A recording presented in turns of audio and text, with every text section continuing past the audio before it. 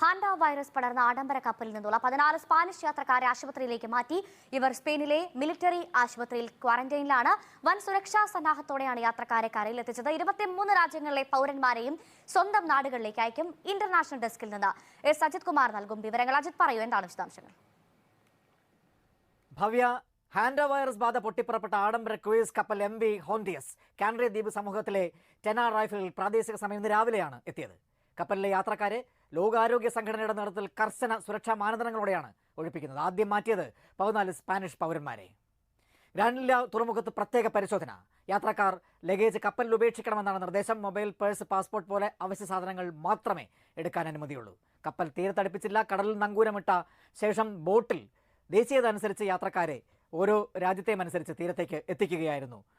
5 മുതൽ 10 യാത്രക്കാരായിരുന്നു ഒരു സംഘമായിട്ട് പുറത്ത് എത്തിച്ചത്. സ്പാനിഷ് പൗരന്മാരെ ചാർട്ടേഡ് വിമാനത്തിൽ തലസ്ഥാനത്തെത്തിച്ചു. അവിടെ ലോകാരോഗ്യ സംഘടനയുടെ നിർദ്ദേശമനുസരിച്ച് സൈനിക ആശുപത്രിയിൽ 42 ദിവസം ക്വാറന്റൈൻ. പിന്നാലെ ഫ്രഞ്ച് പൗരന്മാരെ കപ്പലിൽ നിന്ന് പുറത്തിറക്കി. ഡച്ച്, ഗ്രീക്ക്, ജർമ്മൻ യാത്രക്കാരും കപ്പലിൽ ഉണ്ട്. രോഗം ബാധിച്ച് യാത്രക്കാരൻ മരിച്ച് 1 മാസത്തിന് ശേഷമാണ് MV ഹോണ്ടിയസ് ഗ്രാനഡില്ല തുറമുഖത്ത് എത്തിയതെന്നതും ശ്രദ്ധേയമായിട്ടുള്ള കാര്യമാണ്. നിലവിൽ 5 പേർക്കല്ലാതെ കപ്പലിലുള്ള മറ്റാർക്കും അസുഖമില്ല എന്നാണ് ലോകാരോഗ്യ സംഘടനയും സ്പാനിഷ് അധികൃതരും വ്യക്തമാക്കിയിരിക്കുന്നത്. സ്പെയിനിൽ ഈ കപ്പൽ എത്തുന്നതിനെതിരെ പ്രാദേശികമായ വലിയ എതിർപ്പ് ഉയർന്നിരുന്നു. എന്നാൽ കോവിഡ് പോലെ അപകടകരമായ രീതിയിൽ പകർച്ചവ്യാധിയല്ല എന്നാണ് ലോകാരോഗ്യ സംഘടന വ്യക്തമാക്കുന്നത്. ഭവ്യ, ശരി, അജിത്താണ് വിവരങ്ങൾ നൽകിയത്.